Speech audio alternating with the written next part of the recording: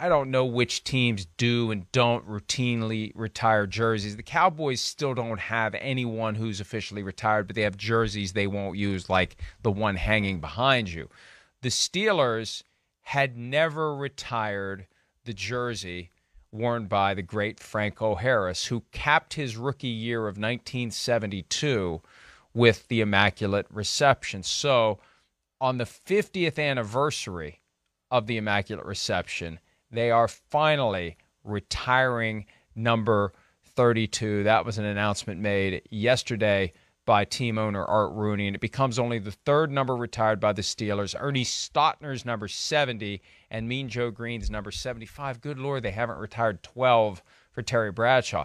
Not that anyone has worn 12 that I know of in the past 40 years since Bradshaw retired. I'd like to think at some point 12 gets set aside for good as well. But Shireen, 32, an iconic number in Steelers history, and I suspect no one has worn it since Franco retired, and no one will ever wear it again. Yeah, Mike, I am anti-retired jerseys jersey numbers, because we see it all the time, and I know you've pointed this out many times. We see the unretirement of the jersey in many cases, but I actually love this one as retired jerseys go, because I just think he's earned that. I don't think anybody else should wear that number.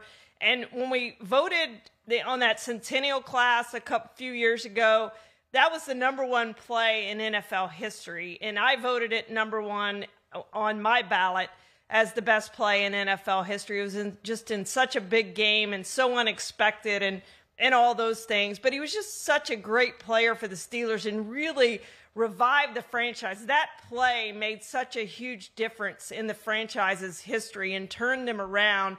And now they've just become this consistent model of success over the years. Year after year after year, they're always there. They're always competing, always contending. And a lot of that goes back to Franco Harris and that one play in their history. So I love this.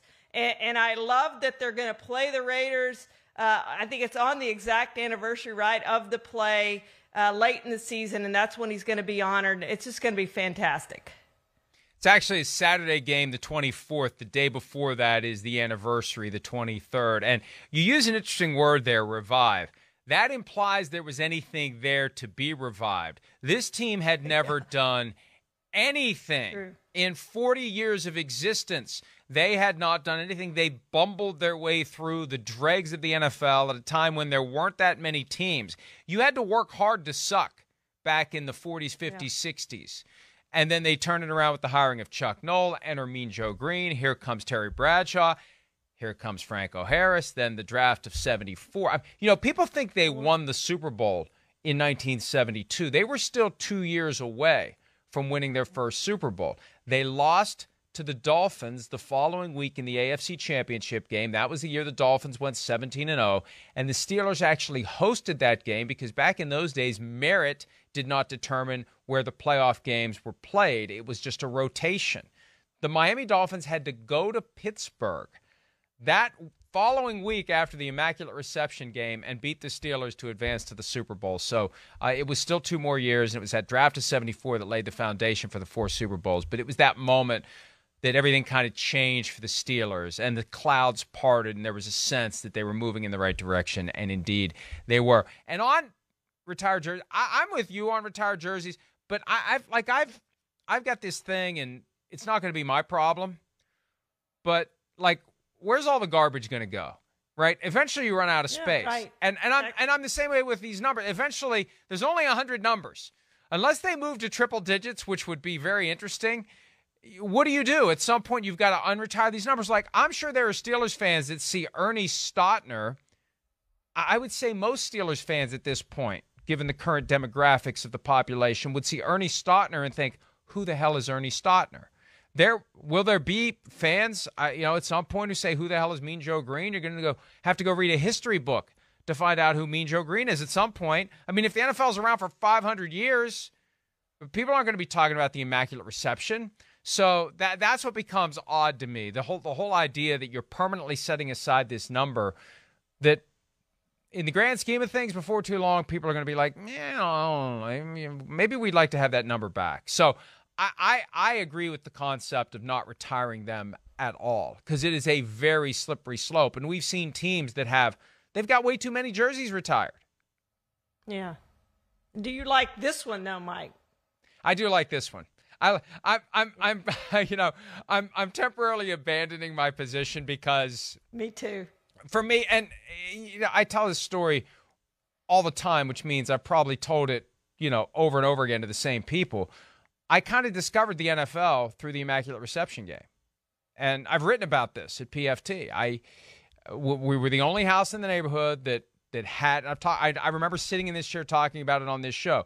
Only house in the neighborhood that had that game on TV, because back in those days, the blackout rule applied whether you sold out or you didn't.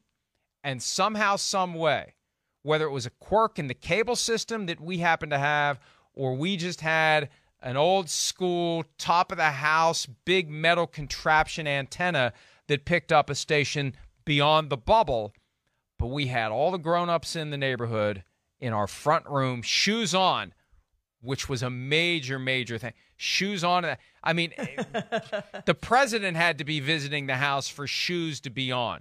And when that moment happened, I'm back there playing with Hot Wheels or doing some stupid crap like that. When that moment happened and I see all these grizzled old cigarette-smoking, beer-drinking adults jumping up and down and hugging each other, I'm thinking, man, whatever that is on TV must be pretty damn good if it makes the grown-ups act like kids. And seriously, that was the moment that I discovered the NFL, even though I ended up not being a Steeler fan, which is a different story altogether. So, long story bearable, yes, I fully support this retirement, but no others. Hi, it's Mike Florio. Thanks for watching PFT on YouTube. Hit subscribe for the latest news and analysis from Pro Football Talk.